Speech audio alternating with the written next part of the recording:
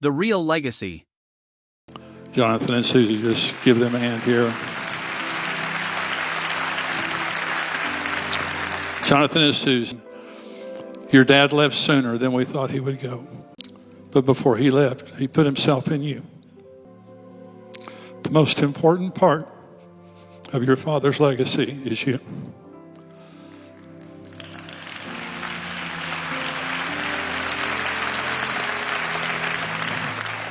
And even though he's in heaven, he lives here through you. You're the future of Daystar. Those were the words Jonathan Lamb used while reflecting on his father's life. Not Daystar. Not television. Not influence. Not inheritance. The real legacy. Standing beside Marcus Lamb's memorial bench, Jonathan pointed to a single scripture, Isaiah 66 verse 2, and called it the foundation of his life. Then he said that this was the legacy he intends to pass to his children, and they to theirs, until Jesus returns. That statement raises an interesting question. Because history is filled with sons who inherited institutions. But what happens when a son loses the institution and keeps the conviction? What happens when the inheritance is gone, but the vision remains? Over the next several weeks, a remarkable sequence unfolded. Jonathan visited his father's gravesite. Then his mother, Joni Lamb, passed away. And not long after her burial, Jonathan returned to the birthplace of Daystar Television Network.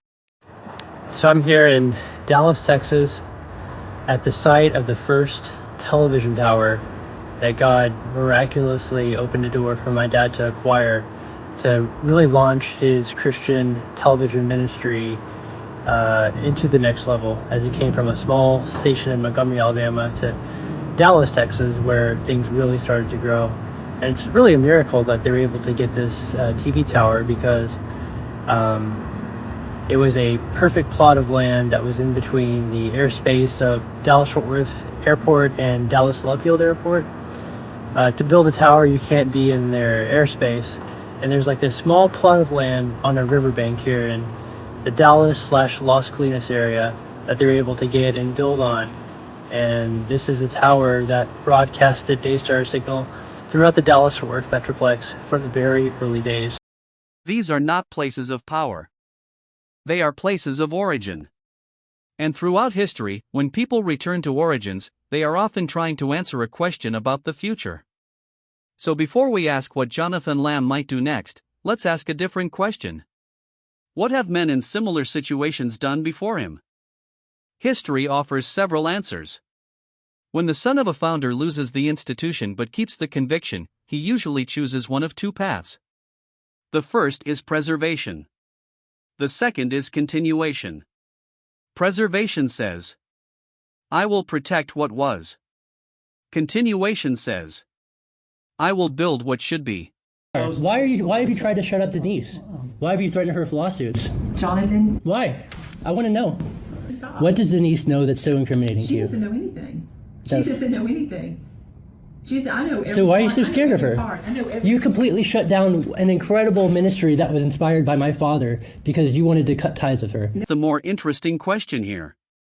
Not, what could Jonathan do? But, what would a man with those convictions typically do? History is full of people who believed they had lost an institution while defending a principle.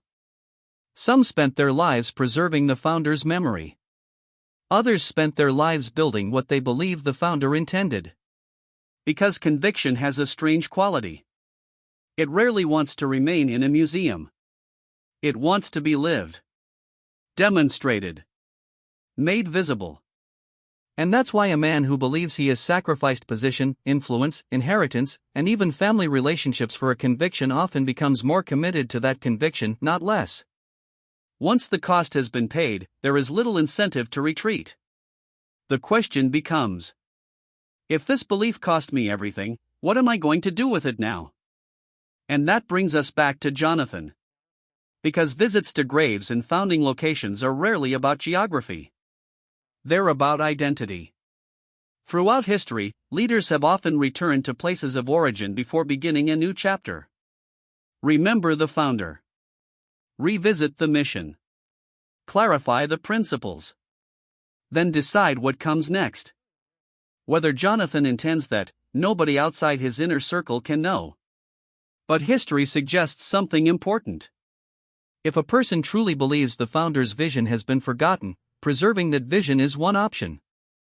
Embodying it is another. And those two paths rarely lead to the same destination. And history gives us examples of both. Some heirs devoted themselves to protecting the founder's memory. Others concluded that memory alone was not enough. They believed the founder's vision had to be lived, preached, organized, and demonstrated again. In other words, they stopped asking, "How do I preserve what my father built?" and started asking, "How do I continue what my father began?" And that distinction matters. Because preserving a legacy and continuing a legacy are not the same thing. A curator protects an inheritance. A founder multiplies it. A curator asks, "How do I keep this from being forgotten?" A founder asks, "How do I carry this into the future?" Both honor the past. But only one is primarily focused on what comes next. So what clues do we actually have? Not rumors. Not assumptions.